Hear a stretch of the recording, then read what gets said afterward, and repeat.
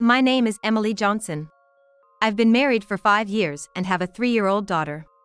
My husband, Ken, is dedicated to his work and never takes a day off, even when he's feeling under the weather. Thanks to him, we're able to live a peaceful life.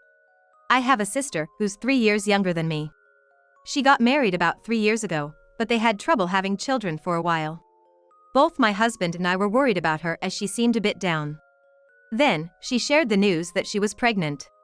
From that point on, my husband and I supported her throughout her pregnancy. When we heard the baby was born, we went to the hospital. Her husband, Steve, was there too, looking overjoyed. "Oh, where's the baby?" That was the first thing my husband said as we entered the room. Indeed, there was no baby beside my sister. That's right. The hospital staff takes care of the baby in the nursery, thinking the mom might be exhausted. They only bring the baby for feeding times, she explained. Wow, that sounds convenient. The food is great, and they take care of everything. I'm really glad we chose this hospital. Maybe I should have our second child here too. Wait, you're planning to have another baby? Well, I don't want our child to be an only child, I replied, looking at my husband. But he didn't seem to be listening. His attention was entirely on my sister. Samantha really did a great job. She carried the baby for 9 months, and I've seen how hard it was for her. I just feel nothing but gratitude. My sister's husband, Steve, is a business owner. Because of this, he's always been busy with work and couldn't take much care of my sister. It must have been so stressful for her, hardly ever seeing her husband despite having one. That's true. You were rarely by Samantha's side. I suddenly felt a bit surprised by these words. It sounded like a subtle critique of Steve. I'm sorry. It's just been work, and I couldn't do anything about it. No matter how busy you are with work, you should be there for your wife during her pregnancy. It's going to get even tougher with raising a child. He says this, but when it was my turn, he just left everything to me. Something's not right. Samantha really did a great job. It must have been tough for her. My husband says, thinking of my sister. I appreciate his concern, but I can't help feeling uneasy. As we were talking, it was time for feeding, and the baby came out of the nursery. Everyone's eyes were on the baby, carried by the nurse. My husband smiled as he saw the baby. Steve did the same, but it seemed more than that. Why? He wasn't this happy when I gave birth. He didn't show such emotion, but now it's like he's seeing his own child. He didn't even show this much emotion for our own daughter, hardly coming to the hospital because of work. And when he did, it was long after the birth and he didn't visit again until we left the hospital. I thought, doesn't he want to see his own child, even if he's busy? While other moms had dads coming by every day, taking pictures of the kids and laughing together, in our house, that kind of scene was completely absent. But what about my husband now? He's acting almost like a husband to Samantha. Taking Steve's place even though Steve is right there. While watching my husband, I remembered something. It started long before I knew Samantha was pregnant. When Steve said he had to work late, so did my husband, and when Steve went on a business trip, so did my husband, always coincidentally at the same time. When both of our husbands were away on business trips, I suggested going out with Samantha, but she always declined, saying she was busy. Maybe she wanted to spend time chatting with friends without her husband around? I thought so. But my husband was unusually kind to me during these times. He would bring home sweets he normally wouldn't buy, and if I said my shoulders were sore, he would massage them. But it never went beyond a shoulder rub. I dismissed my suspicions as overthinking. But seeing the two of them in front of me brought them back. I kept repeating in my mind that something was off. Isn't he drinking well? My husband said. Samantha didn't try to hide and breastfed openly. Steve frowned at this sight. Understandably not wanting to show his wife's breast to even his brother-in-law. But my husband looked on happily, quite naturally. Isn't it normal to feel embarrassed or look away? Am I the only one who thinks this way?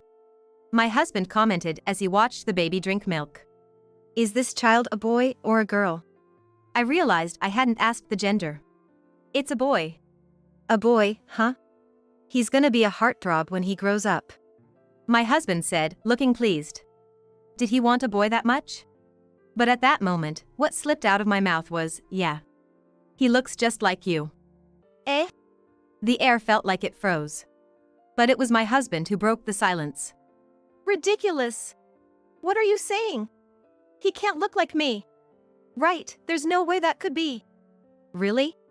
I think they look very similar, especially around the eyes. No way! Don't say weird things. Oh, really? The two of them denied it outright, but they looked incredibly suspicious to me. Steve looked even more intently at the child's face, clearly deep in thought. After that, my husband's late returns continued. You're late often. What are you doing out there? With nothing but suspicion, I asked him. And he answered without any guilt. I go to see Samantha and the baby. Oh, aren't you busy with work? Yeah, I am. And you still find time to go there? You never helped with our child, always saying you had work. Our child is a girl. Samantha's is a boy. That's a big difference. He goes there because it's a boy? That's a strange reason. Aren't you tiring Samantha out by visiting so often? No way. She's always happy to see me. That Samantha? Don't speak ill of Samantha. My husband got surprisingly defensive. Still, I thought he wouldn't visit as often once Samantha was discharged. But that wasn't the case. He apparently went there almost every day. Did you go to see Samantha's baby again today? Yeah, I have to see him every day. They grow up so fast at this stage. But you never showed such interest in our own child's growth. Well, even if it's not my kid, it's my sister-in-law's, so it's natural to be interested. You're the weird one for not wanting to see him. Really? I still think you're going too often. Are you jealous? That's pathetic. It's strange not to want to see a child that my sister-in-law struggled to give birth to. As he justified his actions, I couldn't help but lose trust in him when I saw lipstick on his shirt and his pants worn inside out. He's cheating, isn't he? But who with? Is he saying he's going to Samantha's but meeting another woman? Or is the affair with Samantha herself? No, he couldn't be that monstrous, could he? Every angle I consider always leads back to suspicion about Samantha. I felt like I was losing my mind. That's when I got a call from Steve, Samantha's husband. Hey, Emily, can we talk? I need some time with you. His voice sounded serious, so I went to the agreed-upon place. Sorry to make you come all this way. I thought it would be bad if Ken were at your place. So, does Steve also have the same suspicions as me? The thing is, there's something odd about Samantha. Not just her, but Ken too. Ken too? What do you mean? Well, it's been happening since she was in the hospital, but after she got discharged, Ken's been coming over to our house. Every time I get home, he's there. At first, I was happy thinking he really cared for our child, but it feels like more than that. Like what? When I get home, I can feel a momentary distance between them, a kind of forced aloofness. I asked Samantha why Ken comes over every day, and she says it's just to see the baby. But when I follow Ken's gaze, it always lands on Samantha. I wouldn't mind if he really just loved the child and came to visit, but it doesn't feel that way. So Steve noticed too. I just listened without responding as Steve continued. Recently, he even comes over on days when I'm off work. I didn't know that. I had assumed Ken was working on weekends. And when I'm not looking, well, you know. I understand what he means. He's so good with the baby. I thought it's because he's experienced as a father. But the truth is, Ken has never changed a diaper. Or even fed our child a bottle. He'd make a face if I asked. But the other day, I overheard their conversation when I went to another room. It seemed like Ken was changing the diaper but did it wrong. No, not like that. You're so clumsy. Sorry, Samantha, I'll get better at this. Their voices sounded too intimate. They must be in a relationship. I hate to think this as a man, but I can't shake off the suspicion. Do you feel the same, Emily? How could I not? I'm pretty sure your hunch is right, but without proof, there's no point in suspecting. Yeah, I guess so. So why not hire a detective? I'll pay half. A detective? Yeah. Let them investigate, and if they find nothing, that's fine. Sounds good. So we hired a detective to gather evidence of their affair. About a week later, A large envelope arrived from the detective agency. The contents were as expected. I was so unsurprised that I just thought, bingo. But now, there's a lot I need to do. I immediately contacted Steve and set a plan in motion. Then, a week later, on a weekend, I visited Samantha's house with Ken. Emily, did you come to see the baby? That's rare. Ken often visits, but I thought you weren't interested since you never come. The baby's sleeping right now. Is that so? Let's go in. As we moved to the living room, there was Steve. He nodded slightly when he saw me, but to an outsider, it looked like a simple greeting. Coffee okay? Ken, you'll have coffee, right? Yeah, I'll help make it. Oh, then let me do it. No need, Steve. Just sit down. I can do it faster. What does that mean? Does he know where everything is because he's been here so often? Seeing my husband's behavior, anger welled up in me. He never makes coffee at home. He acts like if he just says coffee, it'll appear. But the voices from the kitchen sounded like a happy couple, and both Steve and I frowned. When the coffee was set on the table, Samantha started the conversation. What brings you here today? You didn't come just to see the baby, did you? Right on target. Exactly, Samantha. That's right. Actually, I've got a wonderful gift for Samantha and Ken. Huh? Don't you mean for Steve and me? No, it's for Samantha and Ken. Saying that, I spread out the documents sent by the detective agency on the table. There were several photos showing Ken and Samantha together. The report detailed what the two were doing on specific dates and times. What is this? What's going on? Having an affair, huh? Perfect, just as planned. The two were utterly shocked. Ken, what's this about? Well, it's just... I thought Ken would confess right away. We're just getting along as in-laws. What's wrong with that? No, the problem is the way you're getting along.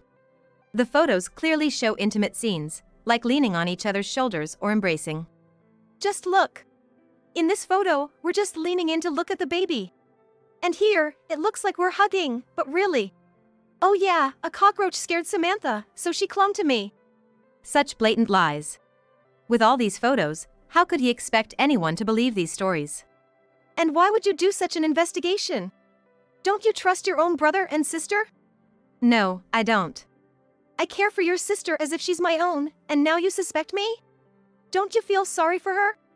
You're the one to talk. Still lying through his teeth. What are you saying? You say you feel sorry for your sister, but you're the one who cheated. Both of you are at fault. We didn't cheat. I just explained every photo. Still, you don't believe me? Nobody's going to believe these made-up stories with such lovey-dovey photos. Whether you believe it or not is up to you, but are you trying to ruin your sister-in-law's marriage? Ken said this with a triumphant look, but Steve, finally losing his temper, pulled out an envelope labeled DNA test results. I also suspected you and Samantha. That's why I prepared this evidence. I was going to seal it if you admitted it, but now it seems unnecessary. A DNA test? You don't believe it's your own child? Ken's face turned pale. That's his cornered look. Samantha, meanwhile, looked down, clearly understanding the gravity of the situation. We tested the baby's sample and a toothpick Ken used at home. And here are the results. It read 99.9% probability of parentage. This means, Ken, you're the father. That's strange. I thought so. Ken visits the baby every day, but when his own child was born, he chose work over the baby, hanging out with friends instead. But now he visits Samantha every day. It seems more like he wants to flirt with Samantha than see the baby. No! This is unbelievable! Despite the evidence, Ken still denied it. I have a family I love. There's no way I'd get involved with my sister-in-law. What? Where is this loving family you speak of? Emily. It feels like years since you've called me by my name. I love only you. There's no way I would cheat. Are you really going to believe this piece of paper over my words? I will believe it. I'd rather trust the power of science than the words of a crappy man. If anyone believes the words of such a man over this, that's truly unbelievable. Who are you calling crappy? No, that's not it. I really love you. I have no interest in any other woman.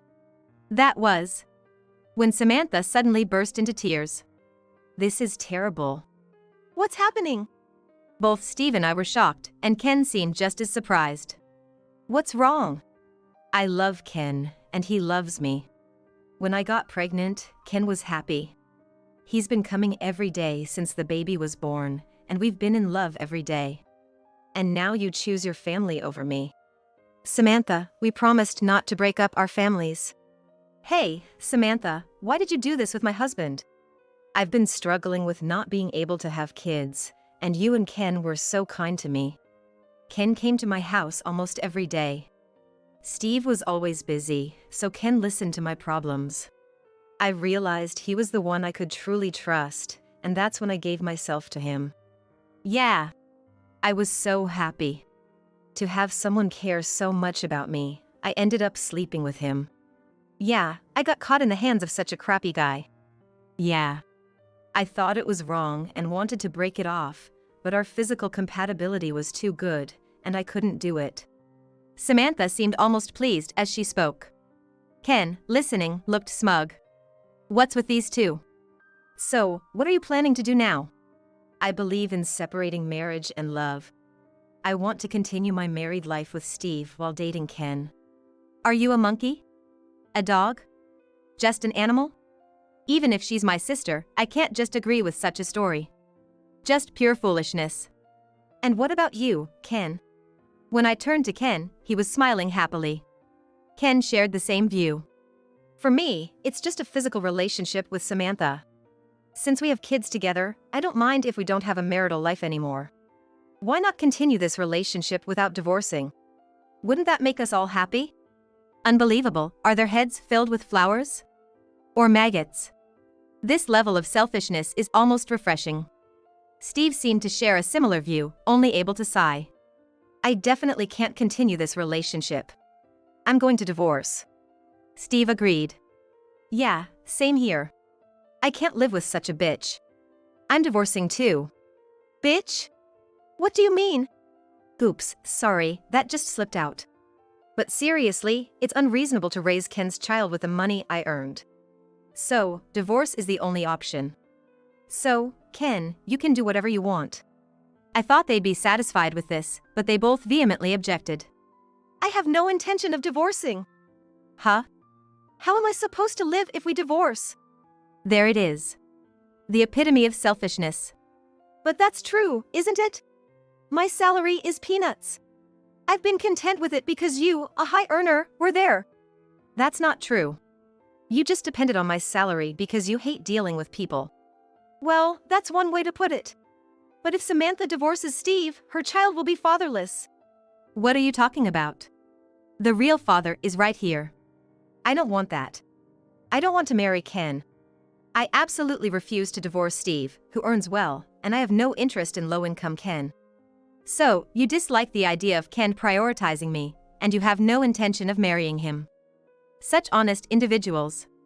But I don't need to concern myself with the opinions of such self-centered people. I can't continue this relationship. Steve said that, placed the divorce papers on the table, and left the house. I did the same. I presented the prepared divorce papers. Sign these and submit them to the office. If you don't, I'll have to hire a lawyer. You can't afford a lawyer, but I can. No way! I'm not divorcing. I'm not divorcing either. If you think so, then fight it with a lawyer. Though I doubt you can. With that, I left Samantha's house, but the place I was returning to wasn't the home I shared with Ken. It was an apartment I rented immediately after receiving the detective's report. I had resolved to start a new life there with my child. After that, the two kept contacting me, causing a commotion. Finally, I hired a lawyer, and realizing they couldn't do anything, they signed the divorce papers. They probably thought that by signing, everything would end, and there would be no claims for compensation. But it's not that simple. Since I was cheated on, I wanted them to feel the same or greater pain. So, I demanded alimony and child support from Ken and compensation from Samantha. They cried a lot, but I didn't care. Steve settled by agreeing not to claim alimony in exchange for not paying child support. However, that was only towards Samantha. He claimed compensation from Ken. Samantha, unable to pay the compensation I demanded, went crying to Ken. Ken confidently assured her he'd handle it. As a result, they ended up with a huge debt. I watched as they borrowed money for both compensations from a consumer finance company and paid it. But the borrowed money had to be repaid, and they were in a dire financial situation. After the divorce, the two naturally started living together. However, with a nursing child, Samantha claimed she couldn't work, and Ken was the sole breadwinner, leading to a very difficult life. They struggled even to afford milk and diapers, and Samantha often nagged Ken to find a higher-paying job. But Ken, poor at socializing, valued interpersonal relationships over a career change. Get a part-time job if you're not going to switch jobs, Samantha would say to him daily. If I start doing part-time work, won't it affect my day job? If things stay like this, I won't even be able to produce breast milk. Then why don't you work? Emily, your sister, kept working even after having her child. Don't compare me with my sister. I've decided not to work while my child is young. A mother's presence is what's best for them. But if we don't have money, what are we supposed to do? That's why you should work. Their nightly arguments led to complaints from the neighbors. Due to this, they were unable to repay the money borrowed from consumer finance, and it eventually led to legal troubles. Neither could afford a lawyer, so they both turned to their parents for help. However, both sets of parents agreed that since they stayed together even after an affair, they should resolve their issues themselves. The daily battles continue, filled only with anger and resentment. As for me, I hit it off with Steve, my sister's ex-husband. We became good confidants and eventually realized we needed each other. Our relationship naturally developed, and we're now nurturing our feelings for one another. My daughter has grown fond of Steve too, and I'm considering living together with him in the future.